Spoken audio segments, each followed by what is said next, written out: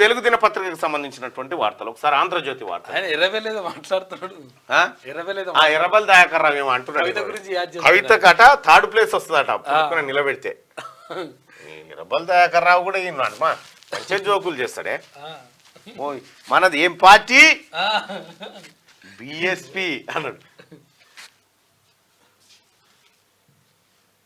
వదిలిపెట్టకపోతే police station వచ్చి కూర్చుంటానంటే ఎంబడే compromise చేసేలా కొట్టాడు.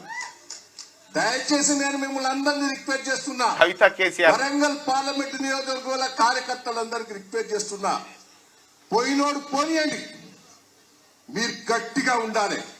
ఏదో సల్లబడ్డట్టు, ఏదో వారికి భయపడ్డట్టు ఉండొద్దు. లేచి ఎదుగుతూనే ఉండాలి బిడ్డ. నిన్న కేసీఆర్ గారు దేవుడు కొత్త ఎట్లయితే ఉర్రుతో ఊపారో ఆ ఊపు జరగాలి. నేను ఒకటే మిమ్మల్ని అందరినీ రిక్వెస్ట్ చేస్తున్నా, ఇవాళ నాకు ఇష్టం లేదు. నేను హరిశన్నకు చెప్పిన ఏమని, నాయనా కేసీఆర్ గారిని బిడ్డను పెడితే మనం థర్డ్ పొజిషన్ ఉంటాం. విన్నారా? కేసీఆర్ గారి బిడ్డను పెడితే మనం థర్డ్ పొజిషన్ ఉంటామని చెప్పినట. చూడిగా ఉంచారు కేసీఆర్ వీళ్ళు నేను బతకనియరు.